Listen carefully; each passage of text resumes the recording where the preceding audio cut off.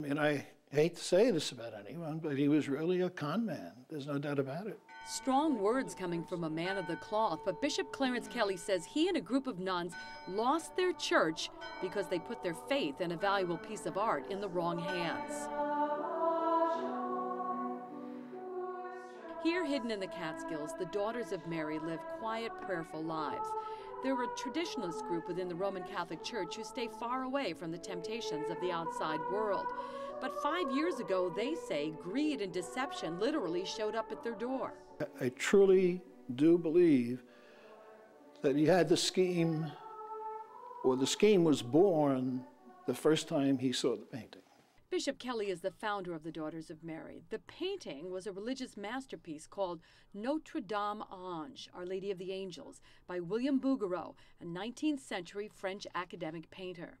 That's where the picture was. And it took up that whole space. It was quite large, over 7 or 8 feet long. The painting had been donated to the nuns years ago by a parishioner, but its value was hidden behind fire damage and amateurish repairs. The frame was broken, and it was a bit dusty at that point, but we did think it was beautiful. Every day the sisters would pass it on the stairs until one day a curious young nun who had taken an art course looked on the reverse and found taped to the back a certificate showing that this painting had been on an exhibit at the Chicago World's Fair in 1894, and it had Bouguereau's name on it.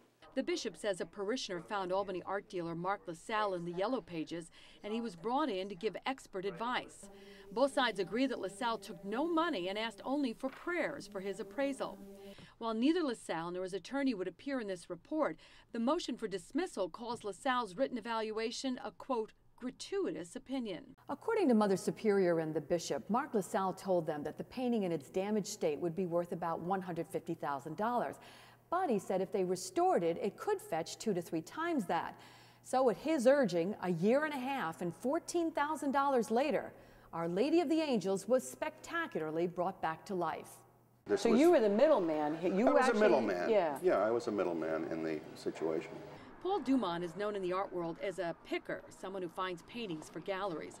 By the time the Bouguereau was almost restored, Dumont says he had bought into the project. We felt at that point we could market the painting for somewhere between $2.2 and $2.5 million.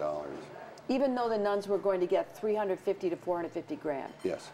Is that standard practice in the art world? Well, as I said before, you know, if you're buying a crate of oranges, you'd rather pay $10 than $20. On the other hand, was it fair? I'm not saying it was or wasn't. The nuns would come to believe, though, that they had been badly cheated. So much so that they filed a $62 million civil suit against LaSalle and the buyer of the painting, Mark Zaplin. Why do you think a supposedly reputable art dealer would try to rip off a group of nuns? Greed. And because he could? That's right. They are the perfect victims. Your attorney calls you and the sisters naive. Do you feel as if you've been naive? Without question. Without question.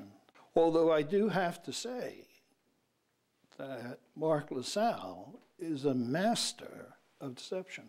While LaSalle maintains the bishop was the one to set the sale price, Mother Superior said it was LaSalle who upped the ante $100,000 when the nuns were slow to act.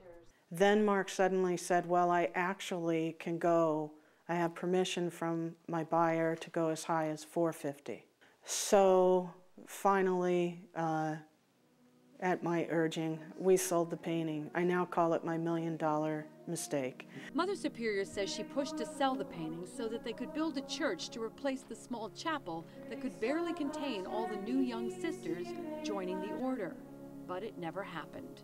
The $450,000 that the Daughters of Mary received for the painting was gone just like this. The building that housed the nuns needed some repairs, and then the convent needed to be expanded to accommodate the new sisters who were coming into the order. So in the end, the closest they came to building their church was this.